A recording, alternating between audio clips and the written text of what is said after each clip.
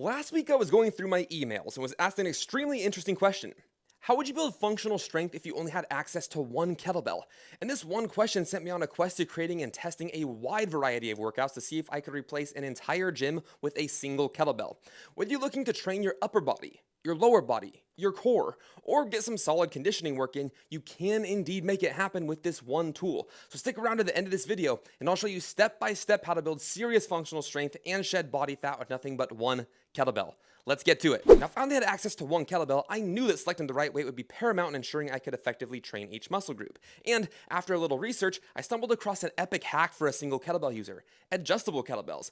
More specifically, adjustable kettlebells with this design, which is a sport-style kettlebell where there is a hex key required for the locking mechanism on the bottom of the bell that, according to reviews on Bells of Steel, Kettlebell Kings, and Titan Fitness, which are 3 different brands with this same design, is very secure. And with weights ranging from 26 pounds all the way up to 70 pounds with a single kettlebell, this would make riding effective single kettlebell workouts super straightforward.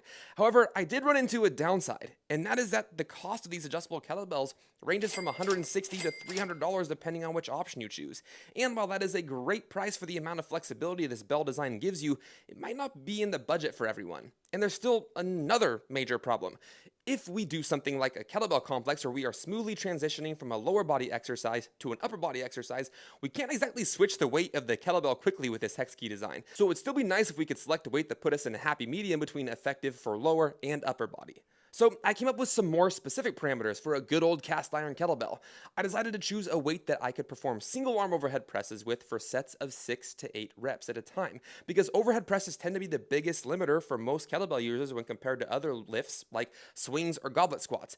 But this led me to another challenge. I can squat a ton more than I can overhead press. Heck, even my pulling strength for something like a single arm row is significantly heavier than what I can press overhead. But luckily, I have a couple of tricks up my sleeve you can utilize to make sure you are still getting a great workout even with these large differences in strength. So when I was performing my single arm rows, which initially felt a little on the light side, I slowed down the eccentric phase, which is the lowering phase of the exercise. And the reason this works so well for building strength is simply because you are spending more time under tension. Not to mention, the eccentric phase is actually really important for building lean muscle mass. However, this still didn't solve my squat problem. With a 24 kilogram kettlebell, I was going to be here all day to get any effective leg work done if I just took the tempo approach alone. So with only one kettlebell to train with for the sake of this experiment, I pondered how I could increase the intensity of my leg training, and then it hit me. I could load one leg at a time with exercises like rear foot elevated split squats and single leg RDLs, effectively doubling the load on my legs while using the same weight. And there's even a bonus perk to these unilateral exercises where you load one arm or one leg at a time. That is the increased challenge of lateral core stability from resistant leaning. And speaking of challenging core stability, I also decided to incorporate some different kettlebell carry variations throughout the week with my one kettlebell, which increased time under tension for my core musculature. And it was at this point that I knew exactly how I would train to build well-rounded functional strength if I only had access to one kettlebell. I would have at least one day per week where I superset lower body exercises with upper body exercises, because one muscle group would be resting while another muscle group is working, and this would increase the time efficiency of my workouts while getting to play with different tempos. I would have a second day of the week where I incorporated something more explosive, like a kettlebell swing or a kettlebell snatch, and make sure that I worked a different upper body muscle group than what I did on my superset day. And lastly, I would have a third day of the week where I did some sort of kettlebell complex where I was transitioning between full body, lower body, and upper body exercises, because complexes are not only great for strength, but also challenging on conditioning.